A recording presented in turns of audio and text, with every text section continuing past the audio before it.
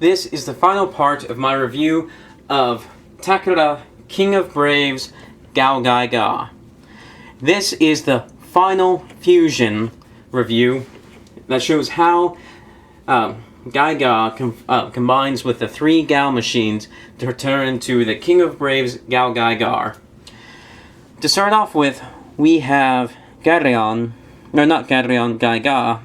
What you'll do is you will pull his arms out like this, so you can rotate his pelvis around. Well, before we do that, lift this up, fold out these skirt plates, fold them down, then rotate around, collapse his feet together, then take his arms, pop them out of the sockets, and pull them around so they lay flat on his back.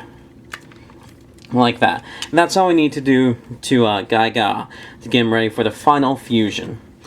Next, we'll take the drill Gao, fold forward these toes, and fold back these heel spurs, and then pull forward the drills like this and split apart. What we'll do is we will take GaoGaiGar and drop him into the boots. And it's a very satisfying click and a very solid joint. The same to the other side, and now we're starting to get some height. I mean, this is a very big figure.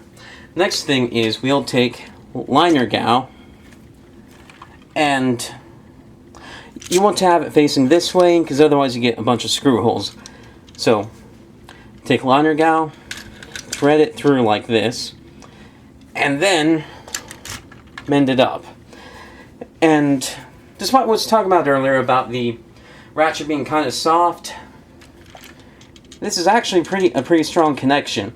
It's just that through the vibrations of the clicky joints here and just messing about with this thing, it will bend down a little bit and then it'll get kind of loose. And that's the frustrating thing about this. Otherwise, it's great. Next, what we'll do is we'll take Stealth Gao, pull out the helmet, fold these gold pieces down, and then turn around this part of the final fusion, and it will tab on to the housings for the ratchets for GaoGaiGar's shoulders. And then what happens next is you push down the helmet, you take these pieces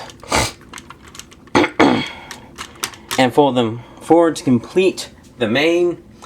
And then this next part is very, very neat. What you do is you reach into under liner Gao and pull out these bicep and elbow parts, and then the engines from Stealth Gao will slide up and clip into place very solidly, exposing the fists and detaching them from Stealth Gao. And I think that's genius, the way that works. It's how I wish for any figure that ever has to do part forming, this is how I want it to happen. And here, finally, we have the King of Braves, GaoGaiGar. Final fusion! This thing is giant. It is just absolutely massive. I mean, there's a pretty big gap behind here, and he's bridging it when I'm leaning him back. That was also a test because I don't want him to fall behind, just in case, because there's a little bit of slant on the surface. Yeah, this thing is absolutely giant and very, very menacing looking.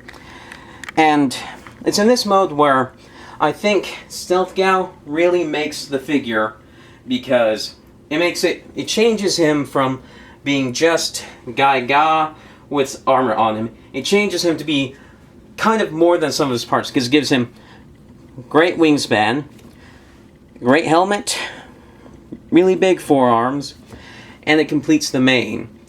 And then also this skirt piece from GaoGaiGar also helps to make it not be just GaoGaiGar, or not GaoGaiGar, GaoGaiGar in armor. Now as for posability, this thing, for being a combiner, and especially a 1990s combiner, has a fair amount of articulation, though mostly in the arms. You go forward, although it's at an angle, out, and you've got 90 degrees at the elbow. No bicep swivel. The head can't move either. Then the legs can go out, although it forces the skirt plate out, so you can't do much with it. Then go forward, although his lower legs can only rotate like this, so going forward you only get limited movement. And then he also has posable toes, so you can do something to give him kind of a walking pose, but it doesn't look that great. This thing is more about the actual combination and about looking awesome on the shelf. And it's pretty hefty too, and just sort of fun to look at and hold. It's like a the best Zord ever, kind of. That's kind of how I would describe this thing. And yeah, it's awesome. And on Toy Arena, you can still get this thing, the Sonokong release, for about $100, and that's new. And the reissue, I haven't had any issues with it beyond Liner Gao. And Liner Gao was a problem on the original release too, so to get a nice, minty fresh for what the original release on the aftermarket costs, that's not bad.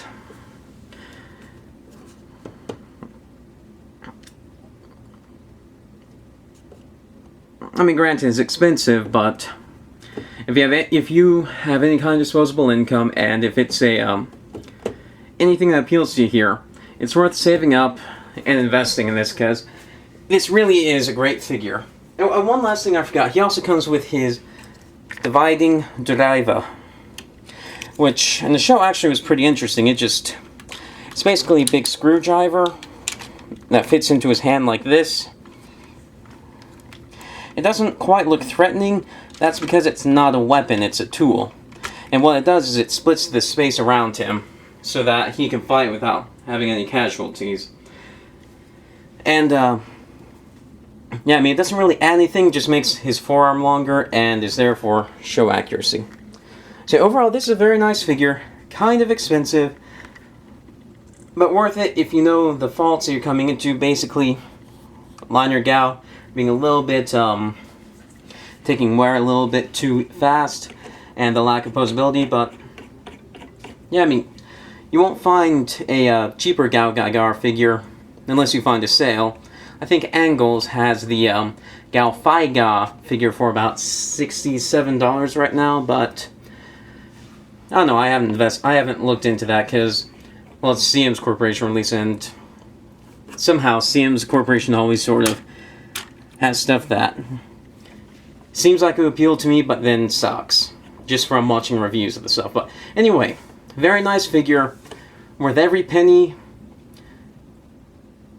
although there are some things that you should know about beforehand. Basically, that's a 1990s toy.